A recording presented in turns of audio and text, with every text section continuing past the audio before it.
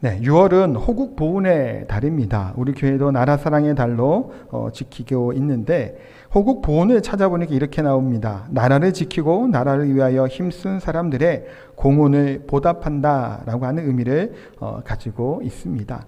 그래서 6일은 현충일로 지키게 됩니다. 우리나라 역사를 보면 많은 이제 외세의 침략을 당한 역사가 참 많죠. 가슴 아프고 안타까운 일들이 참 많았습니다. 그런데 성경을 이제 읽다 보고 성경을 보다 보니까 우리나라와 꽤 비슷한 나라가 성경 안에 등장하게 됩니다. 이스라엘이죠. 우리나라처럼 남북이 갈라지기도 하고 남북이 싸우기도 하고 또 주변의 강대국으로부터 침략도 많이 당했던 민족 나라가 이스라엘입니다. 우리나라도 이제 중국과 일본 사이 또 이렇게 전통적으로 우리가 이제 그 영향을 받았던 중국이 있었고 또 일본이 또 있었죠. 또 러시아도 있고 미국이랑 이제 열강들이 있습니다. 이스라엘도 사실은 마찬가지로 이제 전통적으로 이스라엘에게 영향을 끼쳤던 애굽, 이집트가 있고 아수르가 또 그랬기도 하고 바벨론도 마찬가지고 그런 것들을 보니까 좀 비슷하다라는 생각을 좀 해보게 됐습니다. 유대인들은 이 이스라엘 사람들은 고난의 역사들이 참 많이 있죠. 꽃보다 할배 리턴즈를 보신 적이 있으신가요? 또한 선을 넘는 녀석들을 봐도 거기서 보니까 독일을 방문한 것이 이제 프로그램에 나온 것을 봤습니다. 독일 여행하는 중에 갔던 것 중에 하나는 홀로코스트 메모리얼이라고 하는 곳에 그 분들이 이제 방문해서 그 의미에 대해서 봤던 것이 기억이 나는데 홀로코스트 메모리얼은 2차 대전 당시 희생된 유대인들을 기리기 위해 만들어진 대형 조형물입니다. 희생자들을 상징하는 2711개의 회색 콘크리트 비가 넓은 광장에 도열해 있게 되고 이 비석이 좀 간을 상징한다고 합니다. 또한 중심부로 가면 지면이 점점 낮아지는 거예요. 굉장히 높은 큰 비석들이 있는데 그래서 이제 걸어서 가다 보면 좀 이렇게 뭐라고 해야 될까요? 갇힌 느낌? 막 그런 느낌이 든다고 합니다. 그 의미가 이렇게 설계한 것은 나치들이 행했던 대규모 가스 학살을 숨김없이 드러내고 반성한다고 하는 의미가 그 가운데 있다고 합니다. 2차 대전 당시에 600만 명 정도 되는 유대인들이 죽었다고 보통 이야기를 하죠. 그래서 독일의 홀로코스트 메모리얼 말고도 워싱턴에도 유대인 학살 기념관이 있고 예루살렘에도 이 기념관이 있으며 이 역사를 좀 기억한다라고 하는 기념관들이 지어져 있습니다. 이처럼 이스라엘이 우리나라와 좀 흡사한 것들이 좀 있다라는 생각을 또 해보게 됩니다. 바벨론으로부터 나라를 잃었죠. 고대로 이전으로 돌아가면 70년 만에 돌아와서 성전에 재건한다고 하였지만 이들은 떠돌이 신세를 면치 못했습니다. 지금 이스라엘이라는 나라가 세워진 것도 사실 그렇게 오래된 역사가 아닙니다. 주변의 강독으로부터 외세로부터 많은 침략을 당했고 이와 같은 이스라엘과 우리가 좀 비슷하죠. 우리나라가 나라를 잃어버린 지 그러니까 나라가 잃어버리고 다시 되찾은 강복한 지 80년도 되지 않았습니다. 75년 정도 됐나 모르겠네요. 그 정도 됐죠. 그러니 여전히 그때의 기억들, 일제강점기에 있었던 것들이 그대로 기억에 안고 있는 분들도 이 자리에 많이 계시는 줄 압니다. 그때 당시 어려웠던 얘기를 참 많이 합니다. TV나 뉴스에서도 보면 쌀을 수탈해 간다고도 얘기들을 하죠. 세부치도 다 가져간다고 얘기를 합니다. 창씨개명을 해서 이름을 바꾸기도 하고 신사참배를 요구해서 우리 믿음의 우리 조상들도 많이 순교하는 일들이 일어나게 됐습니다. 일제강점기에 겪었던 수치와 조롱들 그 고통은 이루 말할 수가 없습니다. 1919년 3.1운동을 비롯하여 많은 분들이 나라를 위해서 헌신하고 목숨을 바치며 피를 흘렸지요. 그러나 우리가 독립하는 것이 쉬운 일이 아니었습니다. 그때 제2차 대전 세계대전에서 일본이 패망하게 되고 여러 나라들의 이해관계에 맞물려서 우리나라가 독립이 되었다라고 보통 이야기를 하죠. 한 가지만은 분명히 아닐 거예요. 여러 가지 요건들이 맞아서 독립할 수 있었을 텐데 우리가 강복하고 해방을 이룰 수 있었던 것 물론 제가 이렇게 얘기하면 너무 이제 이렇게 생각하는데 얘기할지 모르겠습니다만 우리가 일본보다 강했기 때문이 아니죠. 그러니까 독립운동이 폄하의 의미가 아니라 우리 교회니까 그 모든 것 가운데 하나님의 은혜와 긍휼하심이 우리 나라를 향해 있었다라고 우리가 고백하게 되고 우리가 하나님의 은혜 때문이다 말할 수밖에 없음을 우리가 알게 됩니다. 독립은 했지만 그로 끝난 것이 아니었죠. 우리 근대가 어떤가요? 나라가 정치적으로 큰 혼란이 있었습니다. 사회적인 불안이 있었죠. 제주 4.3 사건도 어찌 보면 냉전 시대에 있었던 그런 여러 가지 갈등들로 인한 비참한 비극이 바로 어찌 보면 4.3 사건이 아닌가 하는 생각을 해보게 됩니다. 북한에 의해서 6.25 전쟁이 발발하게 되죠. 수많은 사람들이 이 땅 위에서 죽었습니다. 어제 잠시 이것도 찾다가 검색을 했더니 20만 명 죽었다 그러고 우리 군인이 민간인도 어마어마하게 많이 죽었습니다.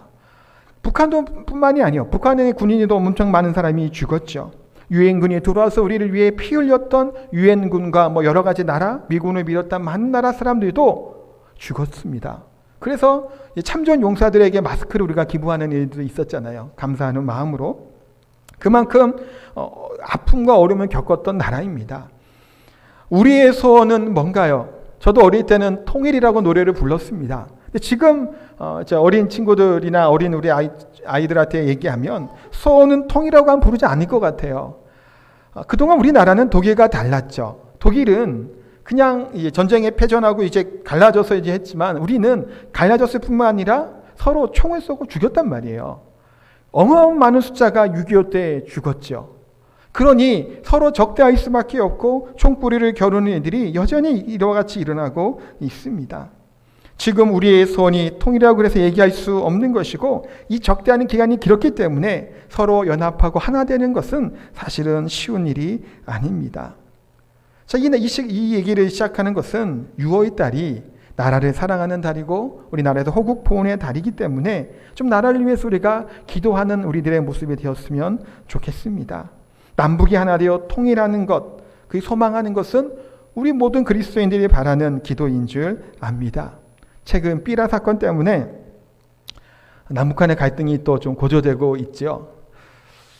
북한에 대한 그 대북 정책이나 그 방향들은 여당과 야당이 참 많이 다릅니다. 강경하게 하는 쪽도 주장도 있고 유화정책, 햇빛정책 얘기하는 정당들도 있습니다. 그러나 동일한 것은 뭘까요? 평화적으로 통일을 이루고자 하는 것들은 아마 여당이든 야당이든 동일한 마음이 아닐까라는 생각을 해보게 됩니다. 우리 또한 지혜로운 마음을 가지고 대처해야 될 것이고 우리 기독교인들, 그리스도인들도 한국교회가 이와 같이 통일을 위해서 북한의 동포들을 위해서도 기도하고 준비해야 될 줄 압니다. 사실 오늘 본문이 남북통일 관련된 얘기는 물론 아니에요. 다만 성경 뒷부분 보니까 만유에 통일하시고라는 통일한 말이 물론 나오지만 그거 얘기하는 것은 아니에요. 그러나 6월달 호국보훈의 달이고 나라 사랑의 달이니까 우리가 조금 더 우리 민족을 위해서 기도하는 시간이 되었으면 좋겠다 싶어서 처음에 시작할 때 이 얘기를 시작을 했습니다. 그와 함께 우리 교회가 이루어야 될 것은 뭘까요? 교회가 소망하는 것, 우리의 소원은 우리 교회가 소원하는 것, 우리 교회뿐만이 아니라 한국교회 모든 교회가 소망할 것은 뭐냐 하면 하나됨이라고 성경은 분명하게 말씀하고 있습니다. 그래서 오늘 에베소서 이 말씀 4장 말씀을 통해서 성령께서 하시는 말씀을 귀를 기울일 수 있는 시간이 되시기를 소원합니다. 에베소서는 크게 두 부분으로 나누게 됩니다. 첫 번째 부분은 뭔가 하면 1장부터 3장까지의 내용들이에요. 그러니까 지난주까지 봤던 3장까지는 뭐냐면 교리를 다루고 있습니다. 두 번째는 4장부터 6장까지예요. 이 부분은 실천, 생활을 이야기하고 있는 겁니다. 그러니까 앞부분 전반부에서는 어떻게 우리가 은혜를 받았고 하나님의 택하심과 예정하심 하나님의 사랑이 얼마나 큰지에 대해서 쭉 설명을 한 겁니다. 그러니까 4장 넘어가는 첫 4장 1절에 뭐라고 시작하는 건가요? 그러므로로 시작을 하는 거예요. 앞에 받았던 우리들 만세 전에 만들어지기 전부터 우주가 만들어지기 전부터 우리를 예정하시고 택하시고 우리를 그렇게 사랑하셔서 독생자까지 보내주신 하나님의 은혜가 있는 그 은혜를 받은 우리들 여러분들이 뭐라고 생각을 하는 거예요? 그러므로 뭐 하라는 걸까요? 주 안에 갇힌 내가 너에게 권하니 부르심에 합당한 삶을 살라고 말씀을 하는 겁니다. 이 엄청난 은혜를 받은 너희들이, 우리들이 어떻게 살아가야 하냐, 그것이 이제 주제로 나오는 겁니다. 1절 말씀을 다시 한번 우리 읽어보도록 하겠습니다. 그러므로 주 안에서 갇힌 내가 너희를 권하노니 너희가 부르심을 받은 일에 합당하게 행하여. 자, 이론을 배웠다면 3장까지 나와 있는 하나님의 말씀 진리들을 깨달아 알았다라면 이것은 뭐라는 걸까요? 생활 가운데 그대로 적용해 살아가라라는 겁니다. 무엇을 배웠다라는 것, 지식을 아는 것이 중요한 것이 아니죠. 내 생각이, 내 가치관이, 내 세계관이 뭐 하는 걸까요? 바뀌었다라는 거예요. 이전과는 내가 여전히 달라졌다라는 겁니다. 배움과 삶이 분리될 수 있는가요? 없나요? 원래는 없죠. 분리될 수 없어요. 그러나 우리는 때로는 어떤가요? 우리가 아는 지식과 우리의 삶은 완전히 동떨어지게 살 때가 너무나 많다는 겁니다. 배운 것하고 지식하고 우리의 삶은 일치해야 돼요. 하나를 이룰 수 있어야 되는 겁니다. 그래서 바울은 에베소 성도들에게, 또 우리 하나님은 우리들에게 뭘 얘기하는 건가요? 부르심을 받은 일에 합당하게 행하라는 거예요. 하나님이 우리를 부르셨다라면 거기에 합당한 생활을 하라라는 겁니다. 당시는 헬라 철학이 주관하고 다스리고 있었던 시대죠. 모든 사상적과 문화적인 것이 헬라 철학들이에요. 헬라 철학은 지식을 강조합니다. 더 많이 아느냐, 누가 많이 깨닫고 있느냐, 누가 많은 지식을 보유하고 있느냐에 따라 그 사람의 가치를 측정하고 판단하기도 합니다. 그런데 바울은, 우리 하나님은 뭘 얘기하고 있는 건가요? 아는 것으로 그쳐서는 안 된다라는 겁니다. 공동체 안에 뭐 하는 걸까요? 이 아는 지식이 드러나는 거예요. 나타나는 것이고 행함으로 드러나는 것을 말씀하고 있습니다. 그래서 금방 말씀드린 것처럼 부르심에 합당한 삶을 살아라. 내가 원해서 학교를 가고 학원에 가고 무엇을 배우고 그런 것이 아니라 하나님이 우리를 어떻게 하신 거예요? 부르신 겁니다. 불렀다면 부름을 받은 자는 어떻게 살아야 되나요? 부른 분의 뜻대로 살아가는 것이 합당한 일이고 맞는 일이죠. 그 바울 사도는 경기하는 자의 비유를 두고 군인 비유를 합니다. 군인은 군인을 나라에 충성하고 상관이 명령에 족종해야 되겠죠. 경기하는 자는 규칙을 지키는 것이 마땅하도다라고 말씀하고 있는 것처럼 마찬가지로 부르심을 받은 자들은 부른 자의 뜻대로 살 것에 대해서 강력하게 말씀하고 있습니다. 에베소 성도들은 아마도 십자가의 능력과 구원의 기쁨을 맛보기 전에, 그러니까 구원받기 전에는 아마도 에베소 지역에 사는 사람들 그대로 살아갔을 겁니다. 갈등한 일이 없었겠죠. 점치는 사람들은 점을 쳤을 것이고 도박을 하는 사람들은 도박을 했을 것이고 또 음행하는 일을 행하고 그것을 포주처럼 했던 사람은 그 일을 그대로 행했을 겁니다. 그러나 이제는 뭘까요? 이전의 삶과 다른 하나님이 너희를 부르시고 구원하셨으니 합당한 삶을 살아라 라고 말씀하고 있는 겁니다. 제가 지난주에 예배가 끝나고 어떤 분이랑 좀 이렇게 얘기를 좀 한 적이 있습니다. 뭐 상담 비슷한 얘기를 좀 나눴는데 그분은 이제 이렇게 신앙생활을 오래 했던 분은 아니었어요. 그래서 이렇게 얘기하다가 오늘 말씀을 듣고 그분이 그러더라고요. 내 마음을 다시 좀 다잡았다는 표현을 써야 될까요? 하여튼 좀 다시 좀 이렇게 마음을 이렇게 고쳐 먹었다라는 겁니다. 예배 전에 마음은 좀 불편한 마음들이 있는 가운데 예배를 드렸는데 설교 말씀을 듣고 보니까 그러면 안 되겠구나. 뭐 교회 안에 뭐 사랑도 얘기했고 뭐 나누고 다른 사람들이 많다고 얘기 드렸잖아요. 그것을 듣고 나도 그것을 좀 인정하고 좀 이렇게 그런 마음을 가져야 되겠다라는 생각이 들었다는 얘기를 이제 제가 들었습니다. 그러면서 그분이 얘기하는 것이 예배를 이렇게 자주 드리는 것, 새벽 예배를 드리고 하는 것들이 이유를 알겠다라는 얘기를 하시더라고요. 그리고 성경을 좀 읽어야 되겠다는 말씀을 하셨어요. 너무나 귀한지 몰라요, 얼마나. 왜 그런 얘기를 하셨을까요? 성경을 통해서 하시는 말씀대로 살면 그게 좋겠다라는 거예요. 이렇게 말씀하시니까 말씀대로 살아가는 것, 그것이 당연하다는 것처럼 말씀을 하시는 거예요. 그러면서 이분이 의아해하면서 얘기했던 질문이 있습니다. 어떻게 그렇게 길게 오랜 시간 동안 신앙생활을 했는데 왜 저런 말을 하고 저런 행동들을 할까요? 라고 물어보는 겁니다.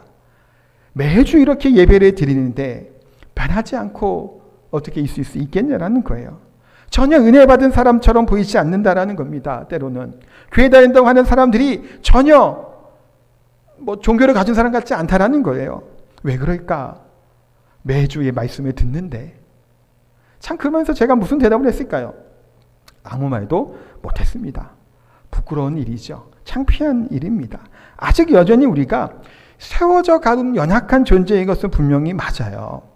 우리가 예수님 믿었다고 완벽한 성인이 되고 성자가 되는 것은 아닙니다. 그러나 그럼에도 불구하고 뭔가요? 말씀 앞에서 우리가 모여지는 존재, 성숙해 가는 존재인 것은 분명합니다. 그래서 오늘 본문에서도 뭐 하는 거예요? 부르심을 받은 일에 합당한 삶을 살라는 거예요. 그냥 부르심을 받았으니까 끝! 이게 아니에요. 부르심을 받은 하나님의 사람이 되었다라면 뭐 하는 걸까요? 그런 삶을 살아가는 거예요. 아무것도 안 하고 그래 나는 구원받았으니 끝났구나라는 것이 아니라 내 삶이 변화되는 겁니다. 내 생각이 바뀌는 거예요. 내 행동의 변화가 우리 가운데 뭐 하는 건가요? 일어나는 것이 구원받은 사람의 마땅한 일이라고 말씀하고 있습니다. 이 시간에 예배 드리는 걸로 끝나는 것이 아니죠. 제가 작년에 마지막 설교 그러니까 축도하기 전에 했던 곡은 나 무엇과도 주님이라는 곡을 찬양하다가 올해 들어 최근에는 나는 예배자입니다라는 곡을 찬양을 합니다. 왜 이 곡을 찬양할까요? 1시간 동안 드려지는 예배가 우리의 예배의 전부가 아니죠. 내가 서 있는 곳 그 어디서나 뭐 하는 거예요? 하나님을 예배하는 거예요.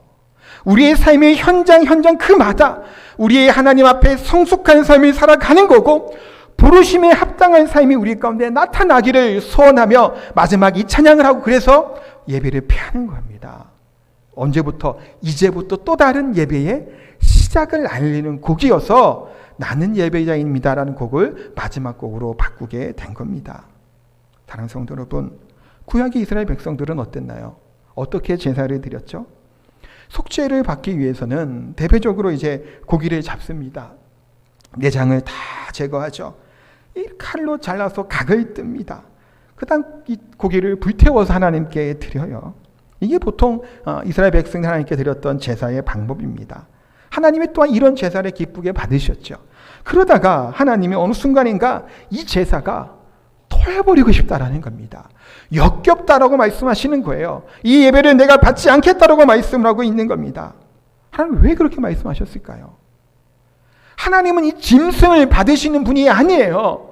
만유의 주가 되시고 모든 것을 통치하고 다스리고 모든 것이 하나님 것인데 그깟 양소 드리는 것이 무엇이 하나님의 기뻐 받을 수 있겠냐라는 거예요. 동물의 그런 물건을 가지고 시체를 가지고 하나님께 드리는 것은 하나님 기뻐하지 않는 겁니다.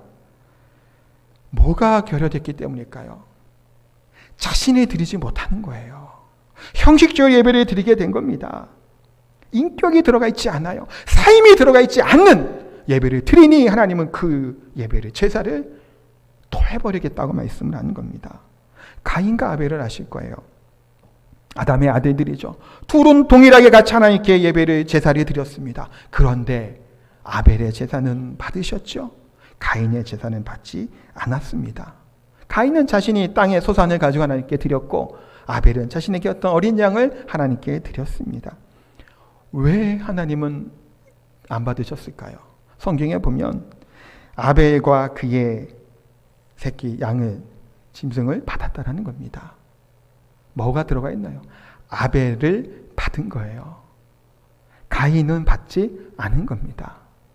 예배의 중심, 이 단순히 무엇인가의 물질적인 것을 드림으로 그치는 것이 아니죠. 예배는 온전히 자신을 하나님께 드리는지 내 삶이 내 인격이 예배 안에 담겨서 하나님께 나아가는지를 하나님은 보시는 겁니다. 이처럼 하나님은 부르심에 합당한 삶을 살기를 원하시는 우리 하나님이십니다. 4장부터 6장까지 그래서 믿음의 실천을 설명하고 있어요. 그 중에 첫 번째로 뭘 얘기하고 있는 건가요? 하나 되게 하신 것을 힘써 지키라고 그것을 가장 먼저 이야기를 합니다. 바울은 하나님으로 말미암아 구원을 받았다라면 성도 간의 관계 안에 하나님과 연합할 것에 대해서 말씀하고 있습니다. 이 사실을 강조하기 위해서 우리가 4절부터 6절까지 나와 있는 이 구절에 보면 한 성령, 한 몸, 한 소망, 한 주, 한 믿음, 한 세례, 한 하나님, 한이라고 하는 단어를 7번이나 쓰게 됩니다. 하나됨에 대한 것은 모든 그리스도인들 교회가 해야 될 일이죠. 예수님을 믿고 구원받았다고 누구도 예외가 아니에요. 모두가 다 뭐라는 걸까요? 한 몸을 이룬 한 몸 공동체라고 분명히 말씀하고 있습니다. 근데 이 사회가 어려운 이유가 뭔가요? 고통스러운 이유가 뭘까요? 돈이 많고 적음 때문만은 아니에요. 연합되고 하나하지 못하는 게 사실은 있습니다. 가족이 불화한 이유가 뭔가요? 돈이 조금 없기 때문일까요? 작은 집에 살기 때문일까요? 물론 그것도 요건이 될 수는 있습니다만 부부가 하나 되고 자녀가 한 마음이 되면 그것이 어찌 보면 천국이다라고 얘기할 수 있습니다. 잠언 17장 1절에 보니까 이렇게 말씀하고 있습니다. 함께 읽겠습니다. 마른 떡 한 조각만 있고도 화목하는 것이 제육이 집에 가득하고도 다투는 것보다 나으니라. 아멘. 마른 떡 한 조각, 가난하고 궁핍함을 이야기합니다. 조금밖에 없을지라도 화목한 것이, 제육이 많은 고기들을 얘기하는 거예요. 이 제육이 가득하고 먹는 것이 많아도 다투는 것보다 오히려 가난해도 화목한 것이 낫다라는 겁니다. 부부가 하나 되는 것, 가족이 하나 되는 것, 그것이 행복이지요. 군대에 있을 때, 우리 군대 가셨던 분은 다 아시겠지만 언제가 힘든가요? 육체적으로 힘든 거는 훈련소 때입니다. 한 6주간 훈련을 받을 때가 가장 육체적으로 힘들어요. 훈련도 많이 받고. 그런데 훈련소에 있을 때는 다 뭐가 되나요? 하나가 돼요. 조교가 적이죠. 교관이 적이지. 우리 이 내무반에 있는 이 사람들은 다 뭐예요? 한 동기고 하나예요. 그러니까 육체적으로는 힘들어요. 매일같이 뛰고 어떨 때는 막 토하는 친구들도 있어요. 안 하던 운동 막 하니까. 그렇게 몸은 힘들고 고되지만 그 안에 한 몸을 이루고 하나를 이루고 있기 때문에 그것이 행복한 겁니다. 자다에 가면 훈련을 그만큼 안 해요. 그런데 더 힘들어요. 하나 되지 못하죠. 계급이 있고 어색한 사람들, 낯선 고참들이 수두룩합니다. 그 가운데 하나됨을 이루는 것이 사실 쉬운 일이 아니에요. 마음 터놓고 누구에게 얘기할까요? 그러지 못하는 상황이 있기 때문에 자대에 가고 자기 부대에 가면 또 힘든 얘기를 하는 겁니다. 고통받는 거, 괴로운 것들은 어찌 보면 하나됨을 이루어야 될 것이 이겨나갈 수 있는데 그렇지 못할 때는 더 괴롭고 힘든 것을 보게 됩니다.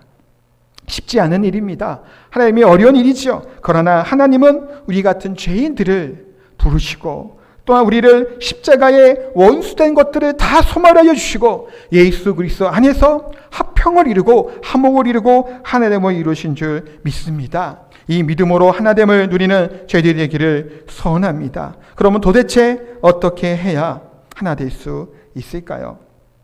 오늘 본문에 보면 2절, 3절에 이렇게 몇 가지 들어서 설명하고 있습니다. 2절, 3절을 같이 한번 읽겠습니다.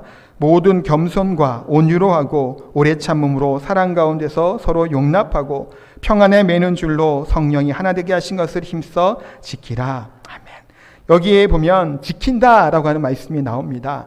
성령께서 하나님을 이루어 나가신다라고 하는 의미가 되는데 여기서의 지킨다는 말은 유지한다, 지속한다라고 하는 말의 뜻을 가지고 있는 단어입니다. 그런데 성령께서 이것을 이루어 나가시겠지만 우리들 또한 항상 뭐라는 걸까요? 지키며 살 것에 대해서 말씀을 하고 있어요.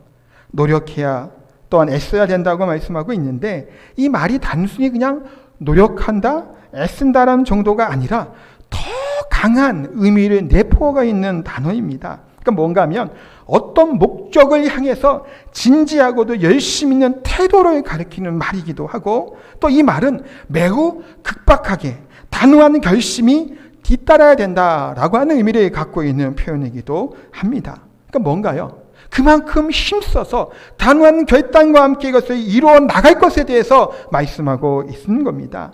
그러면서 5가지 방법을 제시하고 있죠. 겸손, 온유, 오래 참음, 용납, 그리고 화평입니다.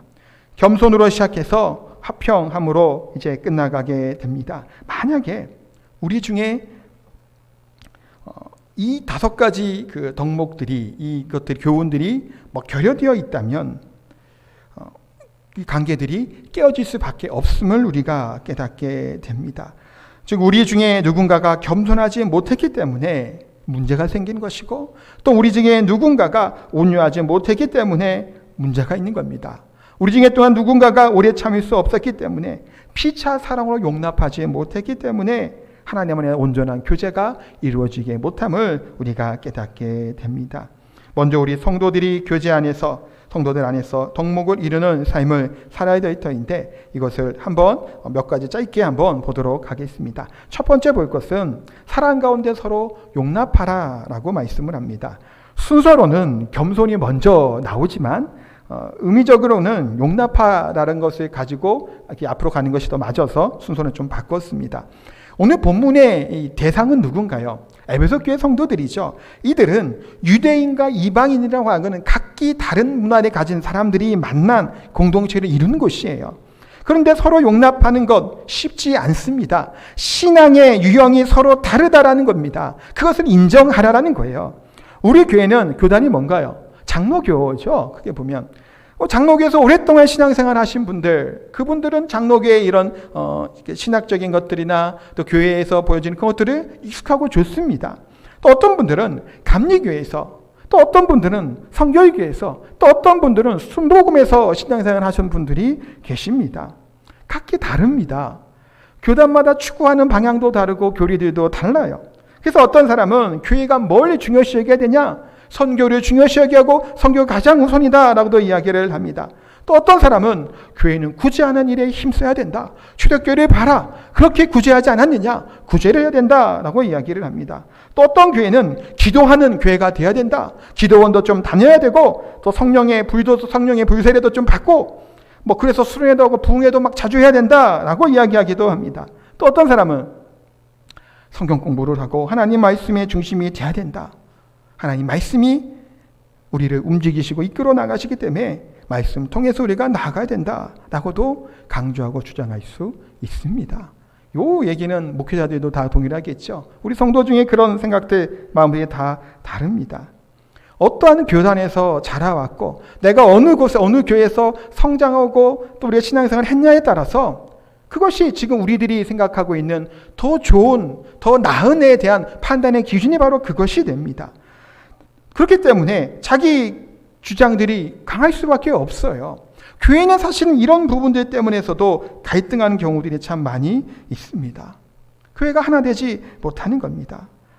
그래서 용납한다라는 것을 받아들여 주는 것을 말하는 의미예요. 내가 좋아하는 사람이 아니기도 하죠. 내가 좋아하는 스타일이 아니기도 합니다. 심지어는 내가 싫어하는, 혐오하는 사람일 수도 있다는 겁니다. 도저히 저 사람이랑 함께하지 못할 만한 사람도 있어요. 그러나 성경은 뭐라고 말씀하나요? 사랑 가운데 서로 용납하라 라고 말씀하고 있는 겁니다.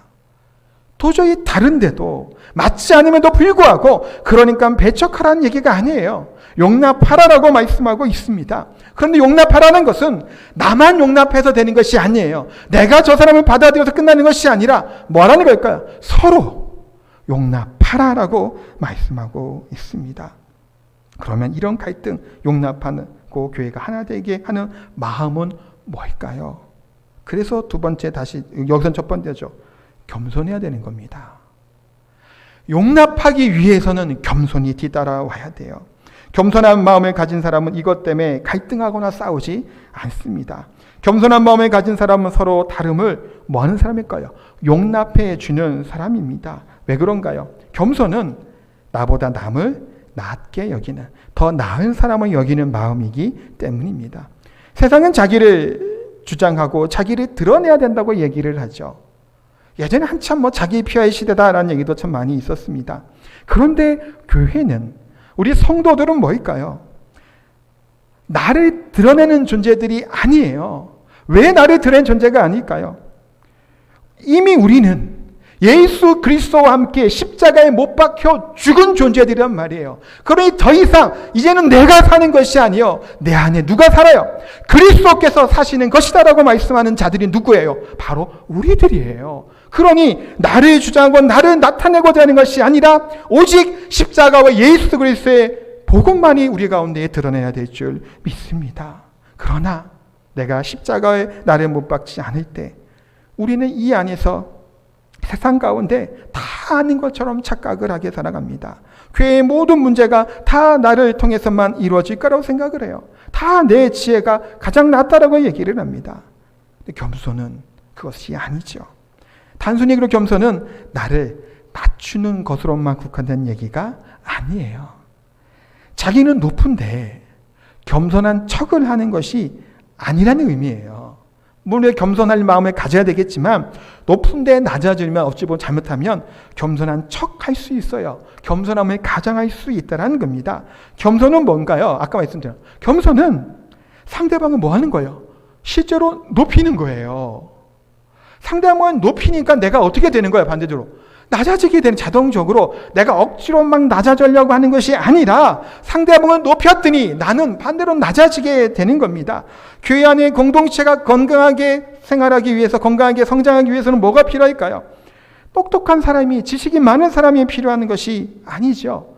똑똑한 사람이 많으면 고린도 교회처럼 싸워요. 서로 자신의 지식이 최고라고 얘기했던 고린도 교회를 보세요. 분쟁과 다툼이 말도 못합니다. 파당을 지러서 얼마나 많이 다투는지 몰라요. 그렇게 그것이 건강한 교회를 이루지는 못하죠. 교회가 교회답게 온전히 서는 것은 다른 사람을 존중해 줄 줄 알고 상대방을 높여줄 수 있을 때 그 교회가 하나님의 기뻐하시게 건강하게 성장할 줄 믿습니다. 세 번째는 온유해야 된다라고 말씀합니다. 온유는 약자가 갖게 되는 비굴함을 얘기하는 것이 아닙니다.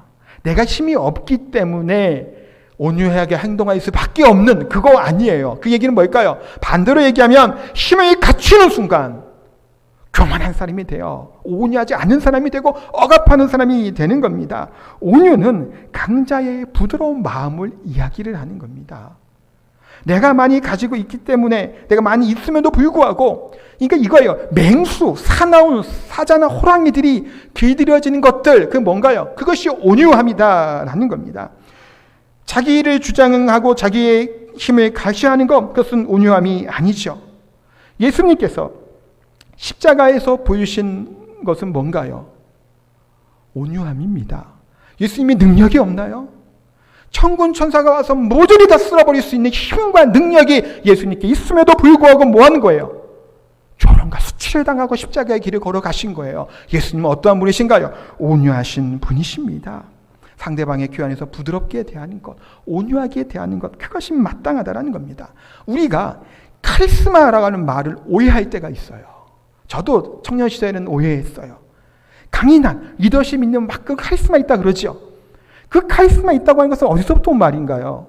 이것은 사실 헬라어예요. 은사라는 선물이라는 의미를 가지고 있는 뜻입니다. 하나님의 은사, 하나님의 성령의 은사는 뭔가요? 강압적인 것이 하나님의 성령의 은사인가요? 세상에서 보여주는 카리스마 있는 모습은 이런 리더십을 가진 사람이라고 얘기하는 것이지만 예수님의 카리스마는 뭔가요? 온유의 카리스마잖아요. 우리가 누구를 보고 배울 건가요? 누구의 생각들에 따라 살아가는 존재들인가요? 예수님이잖아요. 하나님의 말씀이잖아요. 그것이 카리스마 있는 자의 모습이에요. 내가 힘이 있음에도 불구하고, 내가 말을 할 수 있음에도 불구하고 온유하게 부드럽게 웃는 모습으로 상대방을 대하는 겁니다. 신앙생활을 오래 했는데 얼굴이 항상 우거지상이고 인상을 팍 펴고 다녀요. 은혜 못 받은 사람이에요. 하나님의 성령의 카리스마 은사가 없는 사람입니다. 저도 한때는 그런 적이 있었어요. 20대 초반에는 항상 인상 쓰고 다녔어요. 왜 그럴까요? 하나님의 그 막 말씀대로 살려고 막 그러다 보면 오히려 교만해지는 거예요. 바리새인처럼 정죄하는 것들을 인상 팍팍 쓰고 막 다니는 거예요. 못하는 사람들 막 눈여겨보고 불알이고. 그것이 아니죠. 그것이 아니라는 겁니다. 온유함이 지면에 모든 사람으로 승하다고 했던 모세, 능력이 없고 힘이 없어서 백성들 앞에서 하나님 앞에 무릎 꿇던 사람이 아니에요. 온유함이, 하나님 예수님의 모습이 온유함의 리더십을 우리 또한 가질 수 있게 되기를 소망합니다. 네 번째는 오래 참음입니다. 참는다는 것은 부당한 것을 좀 견딘다라고 하는 의미가 있겠죠. 누군가가 자기를 모함하기도 합니다. 누군가가 자기 약점을 근곡하기도 합니다. 때로는 억울하죠. 얼마나 억울한 일이 당하면 막 화가 나는지 모릅니다. 그런데 오래 참으면 뭐 하는 걸까요? 견디는 겁니다. 한 번, 두 번, 세 번 참아내는 것, 끝까지 참는 것이 오래 참음이다라고 말씀하고 있습니다. 그래서 다른 사람에 의해 오해가 풀리고 자기 입장이 바로 세워지게 되는 것을 기다리는 거예요.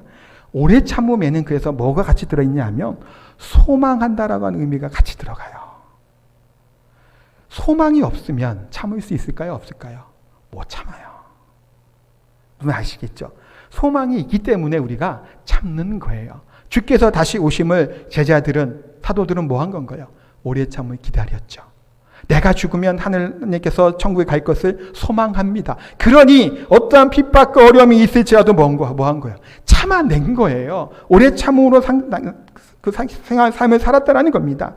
현대를 살아가는 많은 사람들이 조급하다라고 보통 많이 진단을 합니다. 현대인의 무서운 병이다라고까지 이야기를 해요. 리차드 포스터는 이런 얘기를 합니다. 조급함은 마귀적인 것이 아니라 바로 마귀다 라는 얘기까지 했습니다. 왜 이 말을 할까요? 조급하다라고 하는 것은 하나님의 뜻을 이루지 못하기 수 있기 때문에 이 얘기를 하는 거예요.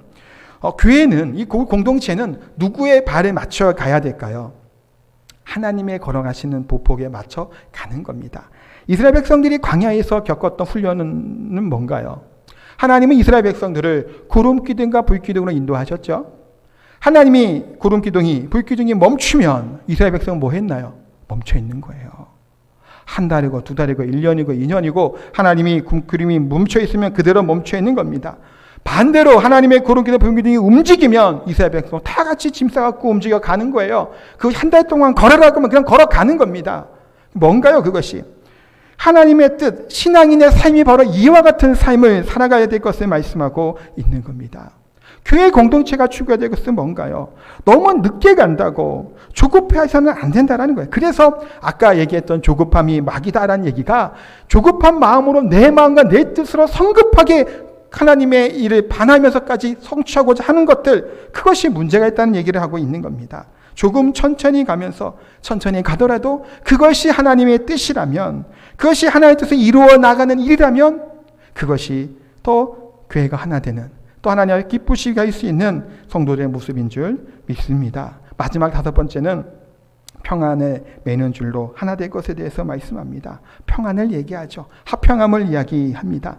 이 배경은 뭐냐면 로마 시대 때 제수들이 도망갈까 봐 서로 묵습니다. 같이 밥도 먹어야 되고 같이 잠도 자야 됩니다. 도망치지 못하게 하기 위함이겠죠. 교회 안에 사람들이 이렇게 뭐 하라는 걸까요? 평안하라는 겁니다. 사람들 사이에 다툼이 없고 갈등이 없도록 평안함을 굳게 붙잡을 것에 대해서 말씀하고 있습니다. 사랑하는 평안교회 성도 여러분, 우리는 평안교회이죠. 항상 제가 새벽마다 기도하고 마지막으로 이렇게 기도하고 저기서 기도하다가 여기 와서 한번 이렇게 딱 서서 쭉 한번 둘러보고 기도해요. 이런 몇 주 전부터 하기 시작했는데 그렇게 한번 이 성도들 앉은 분들에 대한 평안함에 대해서 그렇게 좀 소원하면서 한번 마지막으로 기도 한번 하고 이렇게 내려갑니다. 평안하기 위해서, 또한 하나님의 기뻐하시는 그런 교회의 모습을 갖기 위해서는 오늘 우리 원리들을 잘 기억하시기 바랍니다. 이 원리들이 어디에 적용이 될까요? 우리 가정에 적용이 되는 겁니다.